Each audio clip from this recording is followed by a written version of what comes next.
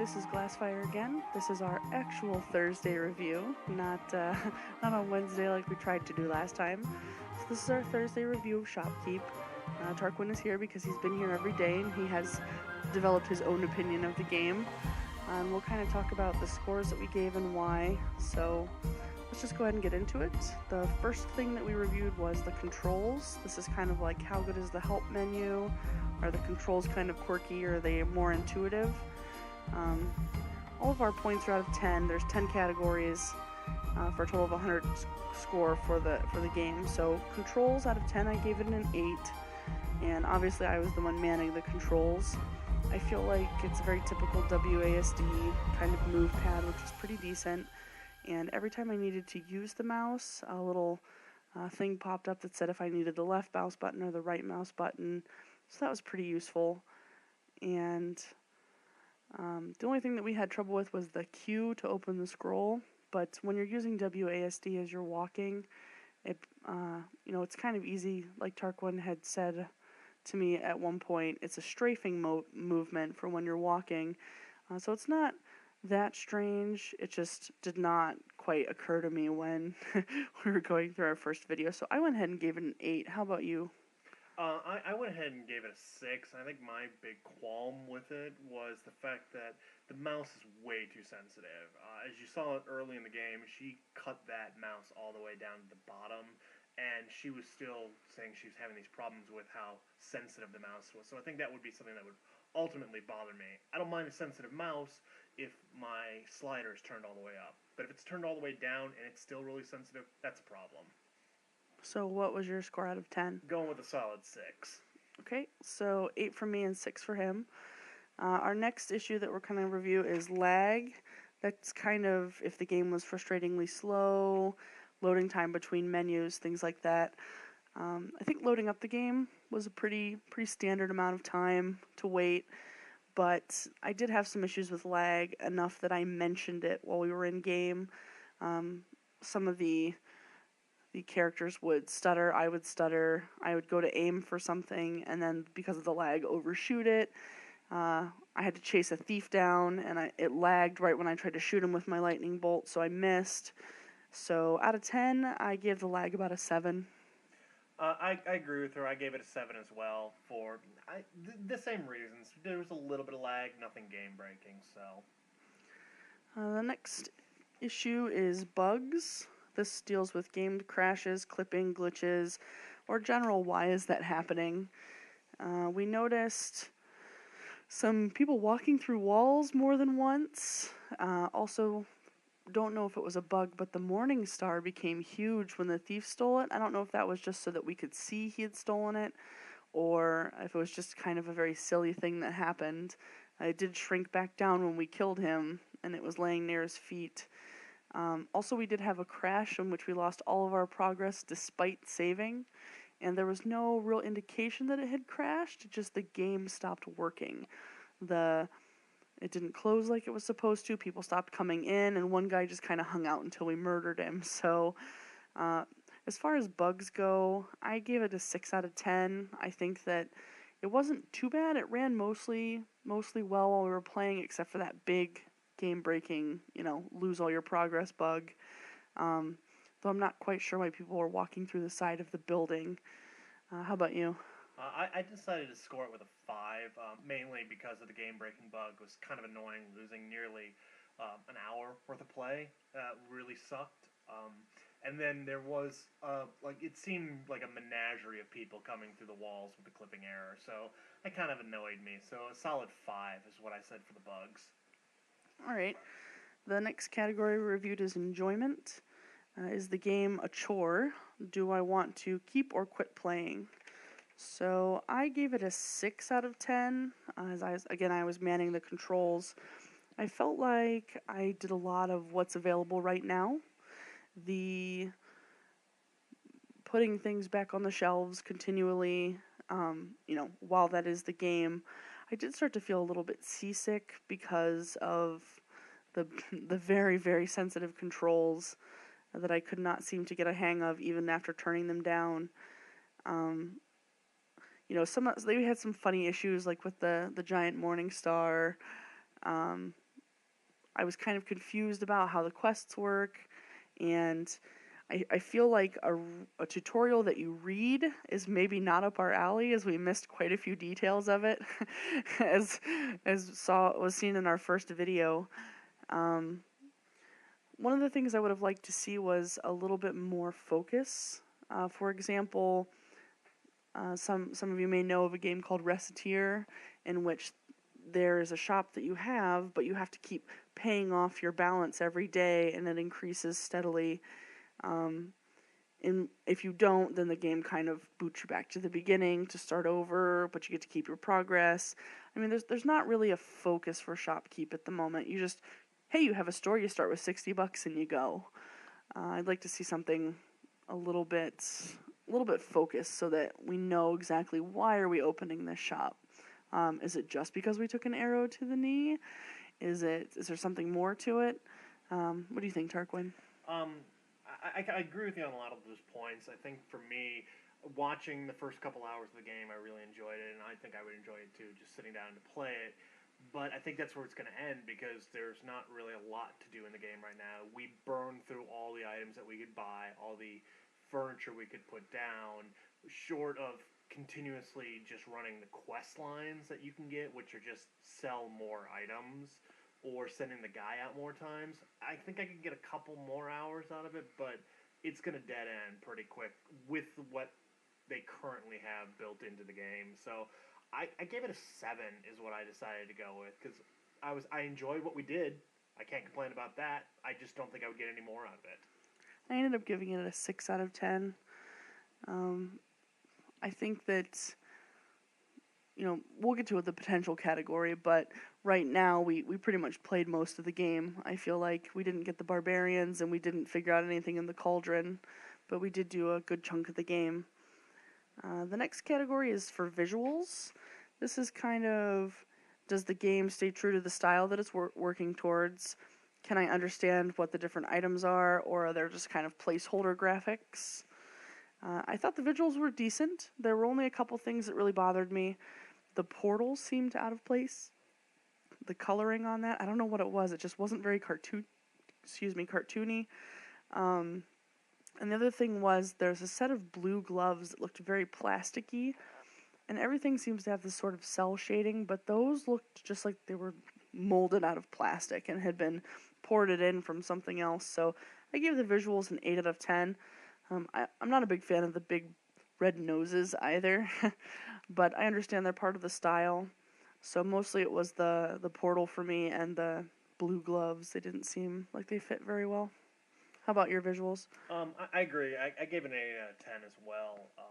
I like the stylization. I like the cell shading. I actually kind of liked the way they kind of looked dollish, but they made sure that everyone looked dollish. So you had this huge stylization where all the people looked the same. And it was kind of a break from the norm. You don't see this kind of stylization. And for all we know, it might be a placeholder. They might change them down the road. But right now, I dig it. They didn't use any placeholders, which is, for me, always an annoyance in early access games. When you look at two items, they look the same, but they're completely different. He did a really good job making sure that every item looks unique. So, solid 8. Okay. Our next category is music. How quickly I mute the music or sounds, because I tend to be notorious for hating the sounds that come in games. Not necessarily so much the sounds, but definitely music that comes in the games. I get very annoyed by the looping, and I don't always feel that the style fits. For the music on this one, I gave it a 7 out of 10. I did feel like it was kind of a medieval festive air, which went well with the genre of the game. However, it was incredibly loud, and I turned it down right off the bat. And then I had the main menu up like I do right now, and I turned the music down again, and actually it didn't turn down at all. So I don't know why the music doesn't carry over, the settings don't carry over to the main screen, but they were definitely too loud for me. I would say, we put a couple hours into this game, and I was talking during a lot of that time, so I didn't pay as much attention to the music. But I would say if I had played this on my own, probably within half an hour I would have turned the music off, if not less. just because it swells a lot, and it just, I don't know, it's just too much for me. I like, if I keep music on ever, it's always very mellow background music. It's not like this was kind of that festive Renaissance fair kind of music, which does go with the game. Just don't want to hear it on loop. So I went with a 7 out of 10 for music. Yeah, I threw it a 7 as well. I agree.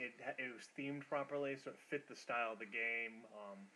The thing I kind of liked about it is when you went through either the different seasons of the time of the day, or however you want to describe it, it did change a little bit. So it wasn't static looped music. There was a little bit of a change. So for me, it didn't really kind of turn into an ear piercing annoyance.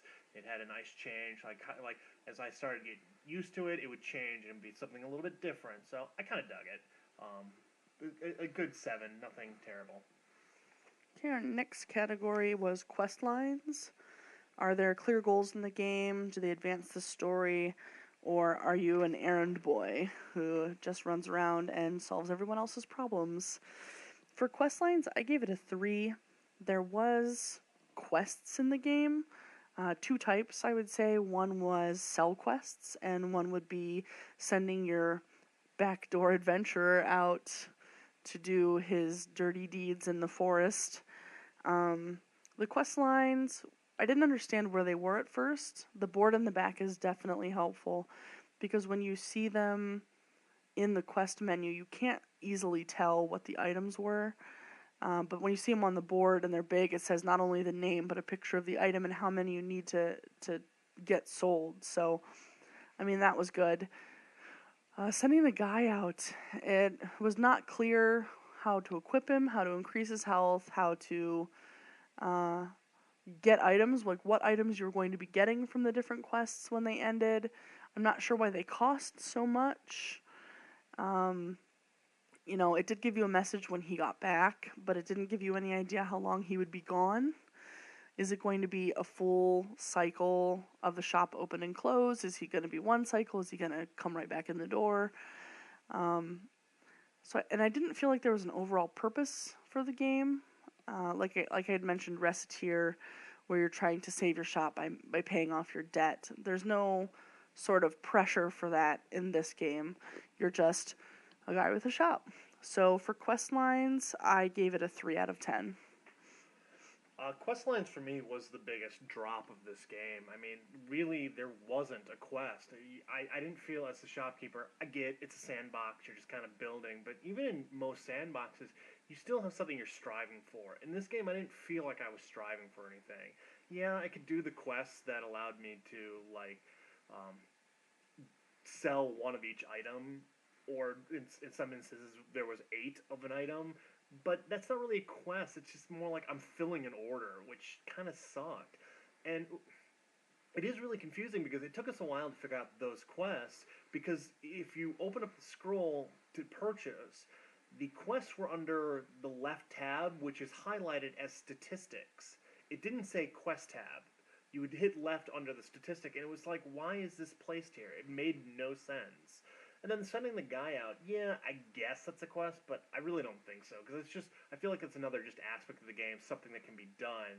And then he comes back, and unless you're looking through his quest log, you don't know what he brought back. You just get this treasure chest, and you loot it, and all of a sudden you have all this stuff in your inventory. Yeah, it doesn't provide a list at any point that says you just picked up blah, blah, blah, blah, blah. Yeah. It's just in your inventory. So, like I said, this is the main drop of the game for me. The biggest drop, not the main, but the biggest. And I gave it a 4, so... Okay. Our next category is grammar. This is just, does the dialogue make sense, and general grammar mistakes.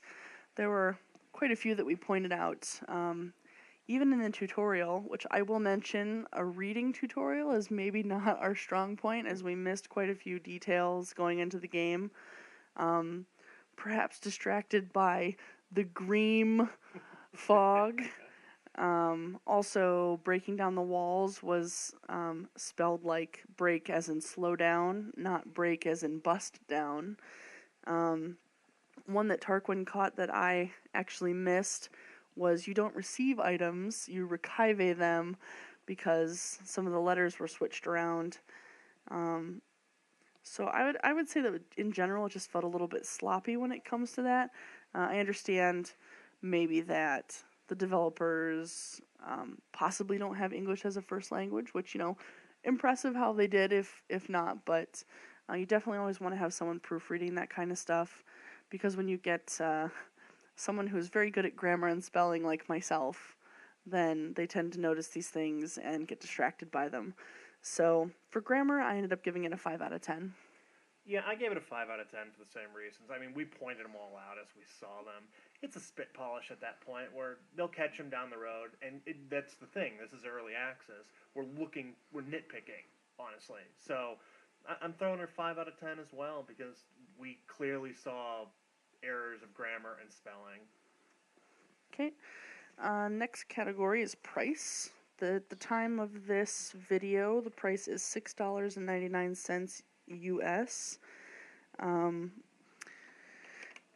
of a good rule of thumb is, are you getting at least an hour of enjoyment per dollar? So that would be, are we getting at least 7 hours of enjoyment out of this game?